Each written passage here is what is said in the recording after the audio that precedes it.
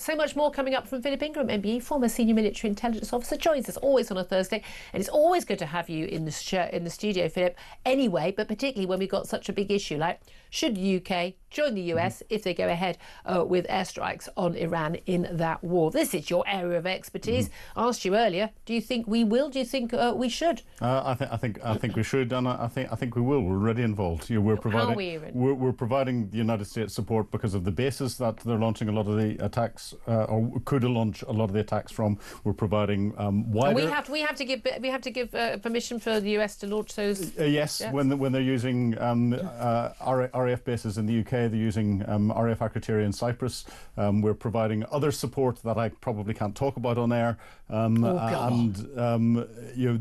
Americans can't do that. We have provided the Americans tanker support beforehand whenever they've carried out air attacks. Well, there's an issue over Diego Garcia base in the Chagos Islands. Okay, amazing how much the Chagos Islands come up. Totally irrelevant, handing them to Mauritius. We just happen to have a massive base there, so does the US. But we, according to Lord Hermer, the Attorney General, who is the worst person in the world, and wrong about everything, we understand, sources has given advice to the Prime Minister saying that it would be, if the Israeli war strikes on Iran are deemed to be illegal under international law, we would not be allowed to give permission for a US craft to take off from Diego Garcia. This is insane. Well, thank goodness the Attorney General can only give advice, because international law is not black and white, and therefore his advice can be ignored. How is it illegal for Israel to have a preemptive defensive strike on a country that has said, we know they're developing nuclear weapons, even the IEA, the Atomic Agency, knows they are. You could developing uranium and enriching it to the point where it's beyond nuclear power station capability and its military capability, and you've stated repeatedly, we want to annihilate Israel. And they have used their proxies and have previously bombed Israel.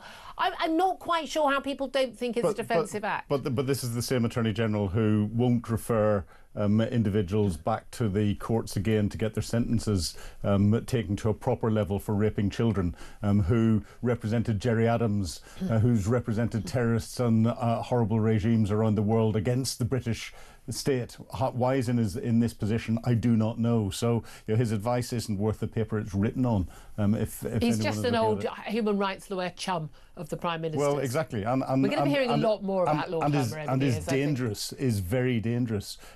We're providing a lot of support for the Americans. We will not be providing aircraft going in and dropping bombs in Iran. We don't have the same capability. Diego Garcia is where the American B-2 bombers, their stealth bombers, are based. Those are the ones that carry these massive ordnance penetrators, or GBU-57 bombs, the ones that are 30,000 pounds or 13.6 tons. And then the key thing about this is only America has these weapons that are capable of basically penetrating rock underneath a mountain. We believe this particular, the Fordow, is it Fordow nuclear site? Fordow nuclear site. The bombs buried beneath a mountain in the rock. The bombs can, in best conditions, penetrate a couple of hundred feet before they then explode. And 13.6 tons of explosives going off will register on the Richter scale as an earthquake, and lots of those going in would do a lot. However, the Fordow nuclear site is anticipated it's another 100+ feet deeper than that, and it's whether those shock waves would cause enough damage in them to cause the tunnels. But worth a try. Definitely worth a try. What about the idea that, look, if we got involved, we become more of a target?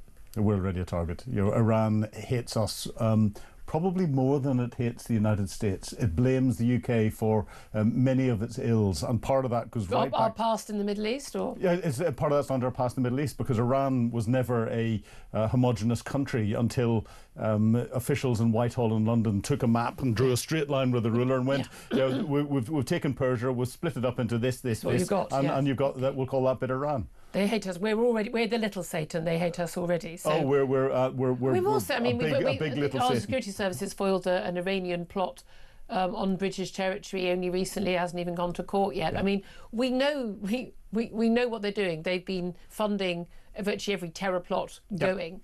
Yeah. And we are already being damaged by Iran. They have caused the casualties of most British troops deployed in operations in Iraq and Afghanistan in recent years, because Iranian-sponsored Hezbollah have provided the training and improvised explosive devices for all of the different groups that operated throughout Iraq. And I remember them training the Taliban in Afghanistan and crossing the border and in there. Nobody thought that Iran would get involved in that, and we had very, very clear intelligence. And they've been supplying some weaponry to Russia as well. I guess, I mean,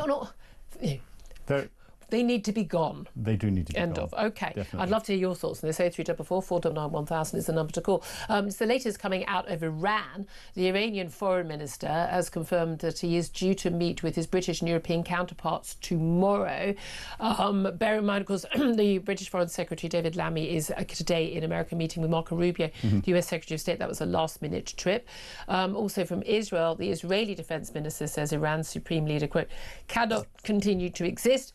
This is after the latest Iranian missile attack. Of course, we saw an attack on a hospital in Israel.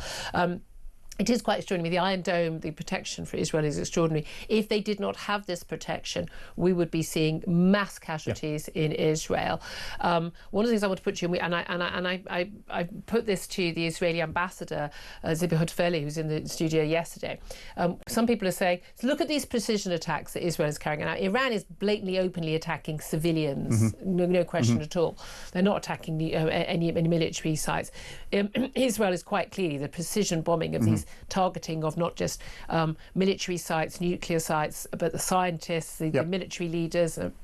Donald Trump saying that we know where the Ayatollah is and we can take Khomeini out as and when we choose, but not yet, but apparently he told the Israelis not to do it when they'd wanted to do it. I think, again, be totally justified thing to do.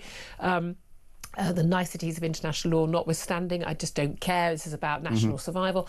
But I put to the ambassador from Israel, why is it we've seen so many civilian casualties in Gaza from Israeli bombing compared with Iran, where we have not seen, despite a whole week of massive bombardment, we have not seen mass civilian casualties. Can you explain? Yeah, it's a very good question, very pertinent question, and it's really quite simple.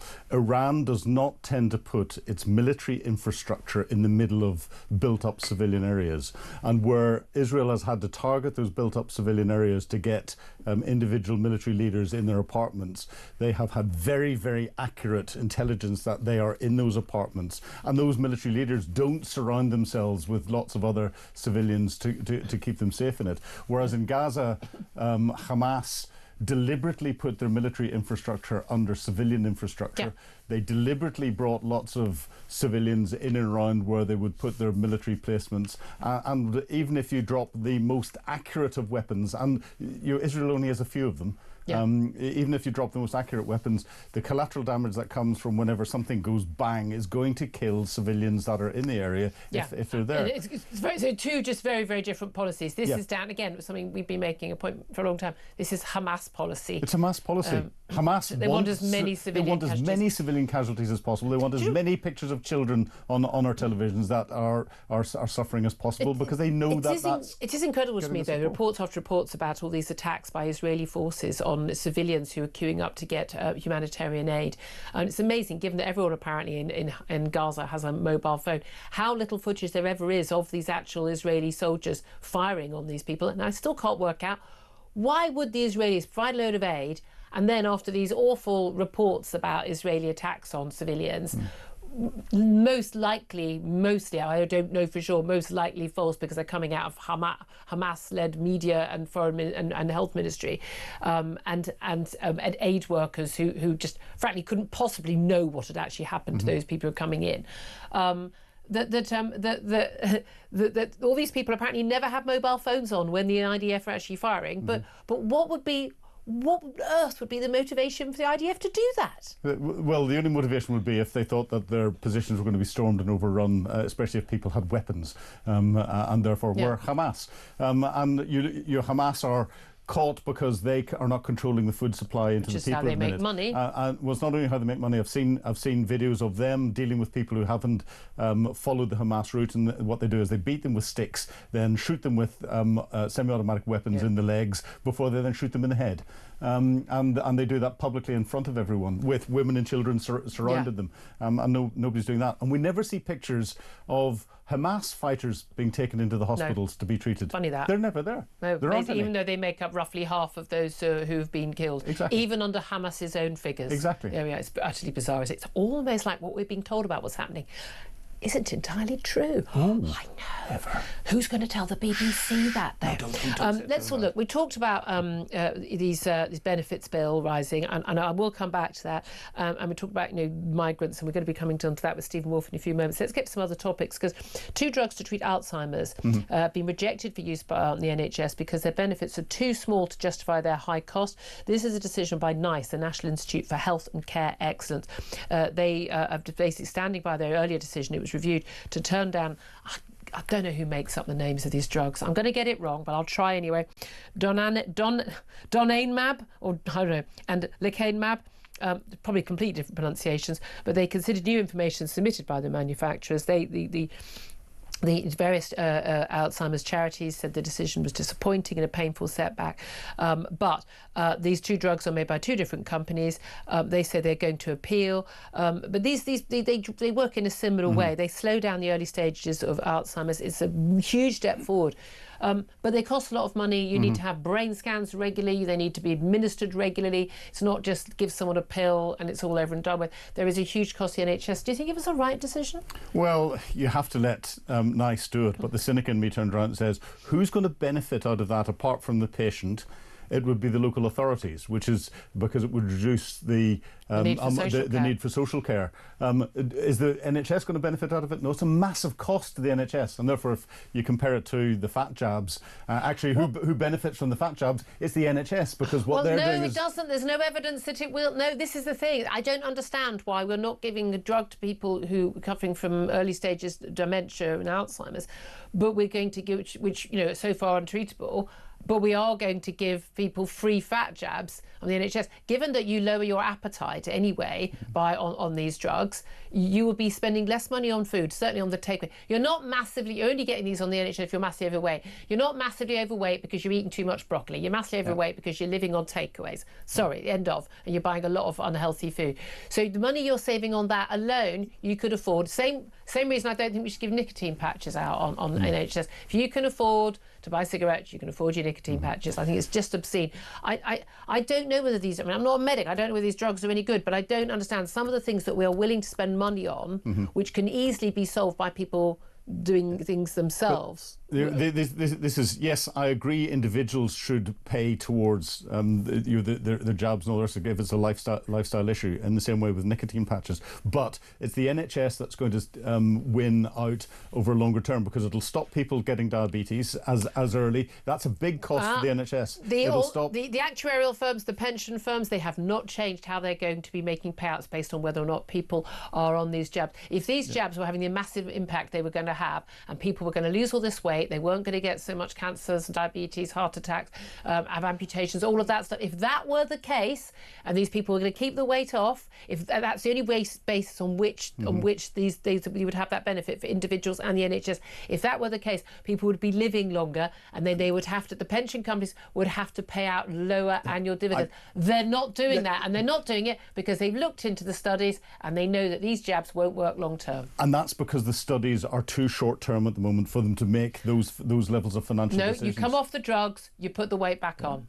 And a huge number of people don't lose a significant amount of weight. But these drugs have only been around for a couple of years, and that doesn't give them enough. We also don't know the safety data. Correct. I swear to you, in 5 years' time, there is going to be a massive scandal about beer. There are no drugs without massive side effects. Exactly. There have been some reports about an awful lot of deaths related to people taking these jabs.